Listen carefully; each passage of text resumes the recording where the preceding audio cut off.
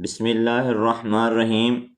ہر ایک شخص مستقبل بنانے کے لیے تگ و دو کرتا ہے۔ ان میں سے کامیاب وہی ہے جو دنیا و آخرت دونوں جہانوں کے لیے تیاری کرے، اور چونکہ موت ایک اٹل حقیقت ہے تو ہم سب کو اس کے لیے تیاری کرنی چاہیے۔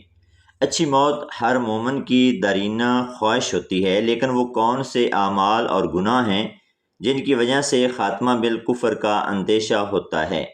خاتمہ بالخیر کی نشانیاں کیا ہیں؟ خاتمہ بالخیر کے لیے کون سے اعمال اور دعائیں کرنا ضروری ہیں؟ محترم ناظرین، اللہ تعالیٰ جب کسی سے بھلائی کرنے کا ارادہ کرتا ہے نا تو اس کو قبل از موت 3 کام کرنے کی ہمت عطا کرتا ہے۔ وہ 3 اعمال کون سے ہیں؟ آئیے پہلے ان 3 اعمال کو تفصیل سے بیان کرتے ہیں۔ پہلا عمل، حضرت انس رضی اللہ تعالی عنہ حدیث مبارکہ بیان کرتے ہوئے فرماتے ہیں کہ جب خدا اپنی مخلوق والوں سے بھلائی کا ارادہ رکھتا ہے تو اس بندے کو زندگی میں ہی آزمائش میں ڈال دیتا ہے تاکہ وہ اپنے گناہوں کی سزا اسی دنیا میں پوری کر جائے، اور اللہ تعالیٰ جب کسی کے ساتھ برائی کرنا چاہتا ہے تو اس کے گناہوں کو روک دیتا ہے۔ اس بندے کے کیے کی سزا اس کو آخرت میں بھگتنی پڑے گی۔ دوسرا عمل، حضرت عائشہ رضی اللہ تعالی عنہا سے مروی ہے، جب اللہ تعالیٰ اپنے بندے کے ساتھ بھلائی کرنا چاہتا ہے تو موت سے 1 سال قبل ایک فرشتے کی ڈیوٹی اس بندے پر لگا دیتا ہے۔ وہ فرشتہ اللہ تعالیٰ کے حکم پر اس بندے کو نیک کام کرنے کی طاقت دیتا رہتا ہے، برے کاموں سے روکے رکھتا ہے۔ اسی طرح جب وہ بندہ فوت ہو جاتا ہے تو لوگ کہتے ہیں کہ یہ آدمی اچھے وقت پر اپنے خالق حقیقی کے ساتھ جا ملا ہے۔ تیسرا عمل کچھ اس طرح سے بیان کیا گیا ہے کہ روایات میں ہے کہ اگر کوئی بندہ یہ چاہتا ہے کہ میری موت پاک صاف جگہ یا جمعہ کے دن آئے تو اس کو ربنا لا تزغ قلوبنا بعد اذ ہدیتنا وہب لنا من لدنک رحمہ انک انت الوہاب، یہ دعا کرتے رہنے سے بندے کی موت بہترین وقت پر اس کو نصیب ہوتی ہے۔ محترم ناظرین، عقائد کی درستگی، اتباع سنت اور ہر طرح کے گناہ، بالخصوص جن پر وعیدیں آئی ہیں، مثلا زنا، چوری اور ناجائز طریقے پر دوسروں کا مال ہڑپنا وغیرہ سے بچنا ہی خاتمہ بالخیر کے ذرائع ہیں۔ ایک حدیث میں اللہ کے رسول صلی اللہ علیہ وآلہ وسلم نے فرمایا، جب جو شخص زاد راہ کا مالک ہے اور یعنی بیت اللہ کی استطاعت رکھتا ہے لیکن پھر بھی وہ حج نہیں کرتا تو مجھے پرواہ نہیں کہ وہ یہودی ہو کر مرے یا نصرانی ہو کر۔ اس حدیث سے معلوم ہوا کہ فرائض کا اہتمام بہت ضروری ہے، ورنہ بری موت کا اندیشہ ہے۔ ہمیں چاہیے کہ مذکورہ بالا امور کے ساتھ ساتھ ان اعمال کی طرف خصوصی دھیان دیں جن پر جنت وغیرہ کی بشارت دی گئی ہے، مثلا یتیم کی کفالت، پابندی کے ساتھ مسواک کرنا، صدقہ خیرات کرنا، اللہ کی نعمتوں بالخصوص نعمت ایمان پر شکر ادا کرنا وغیرہ، اور درج ذیل دونوں دعاؤں کا بھی خوب اہتمام کریں، انشاءاللہ خیر کے ساتھ خاتمہ ہوگا۔ موت کی تیاری کچھ اس انداز سے ہو کہ کسی بھی وقت موت کے لیے انسان تیار رہے۔ چنانچہ جس وقت یہ آیت نازل ہوئی جس کے بارے میں اللہ تعالیٰ ہدایت کا ارادہ فرما لے تو اسلام کے لیے اس کی شرح صدر فرما دیتا ہے۔ اس آیت کے نزول پر نبی مکرم صلی اللہ علیہ وسلم نے فرمایا، اللہ جس کو ہدایت دیتا ہے تو اس کے دل میں اللہ تعالیٰ نور ڈال دیتا ہے۔ جس پر صحابہ کرام نے پوچھا، یا رسول اللہ اس کی علامت کیا ہوگی؟ تو آپ صلی اللہ علیہ وآلہ وسلم نے فرمایا، آخرت کی تیاری، دنیا سے بیزاری اور موت آنے سے پہلے موت کی تیاری۔ حضرت معاذ رضی اللہ تعالیٰ عنہ ایک حدیث اس طرح بیان کرتے ہیں کہ نبی کریم صلی اللہ علیہ وسلم نے فرمایا، جس شخص کی آخری بات لا الہ الا اللہ ہوئی تو وہ جنت میں داخل ہوگا۔ اس حدیث کو ابو داؤد اور حاکم نے صحیح سند کے ساتھ روایت کیا ہے۔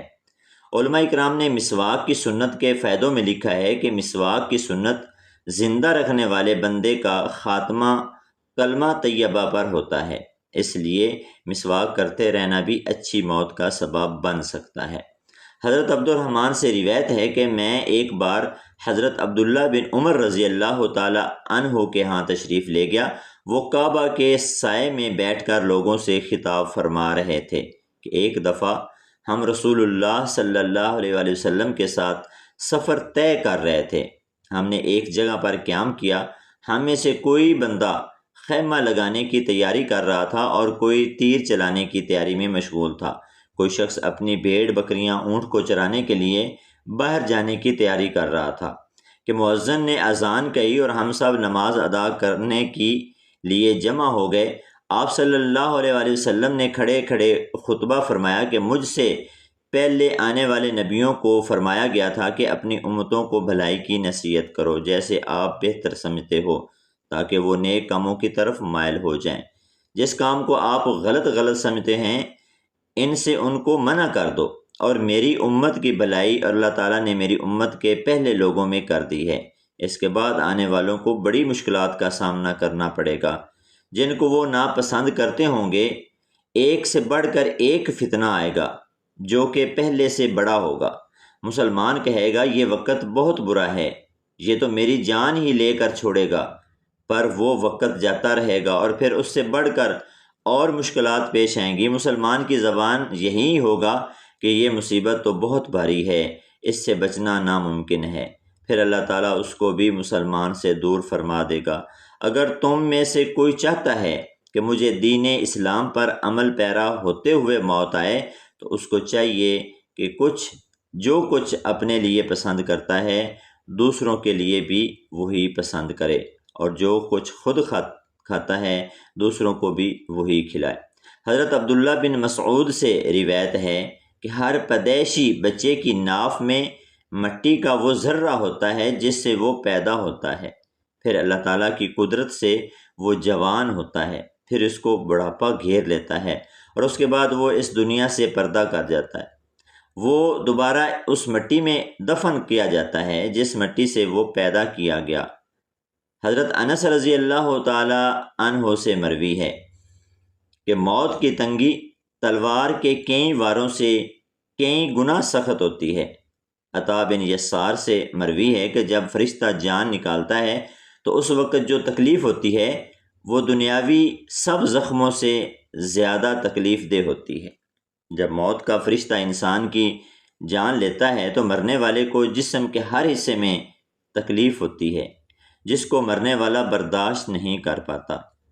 ابو محمد حارث بیان کرتے ہیں کہ مرنے والے کے جو پاس ہوتے ہیں ان کو چاہیے کہ وہ اس بندے کو کہیں کہ تو جنتی ہے۔ اس وقت شیطان انسان کو بہکانے کے لیے بہت ہی قریب ہو جاتا ہے۔ جب انسان مرتا ہے تو اس کو تھوڑی درد بھی تلوار کے کئی واروں سے زیادہ خطرناک ہوتی ہے۔ آپ صلی اللہ علیہ وآلہ وسلم کا فرمان ہے کہ جب خدا اپنی مخلوق والوں کے ساتھ خیر و بھلائی کا ارادہ رکھتا ہے تو اسے توشہ عطا کر دیتا ہے۔ پوچھا گیا کہ اسے کیا توشہ عطا کیا جاتا ہے؟ اس پر نبی اکرم صلی اللہ علیہ وآلہ وسلم نے فرمایا کہ اللہ تعالیٰ اس کو نیک اعمال کرنے کی توفیق عطا کرتا ہے اور اسی نیک اعمالوں کے صدقے اس کی جان نکال لیتا ہے۔ بے شک اللہ پاک نے سورہ احزاب میں فرمایا، بکثرت اللہ کا ذکر کرنے والے مرد و عورتوں کے لیے اللہ تعالیٰ نے مغفرت اور اجر عظیم تیار کر رکھا ہے۔ اے مسلمانوں، ہم اللہ تعالیٰ کا ذکر کر کے بہترین موت کی سعادت کو حاصل کر سکتے ہیں۔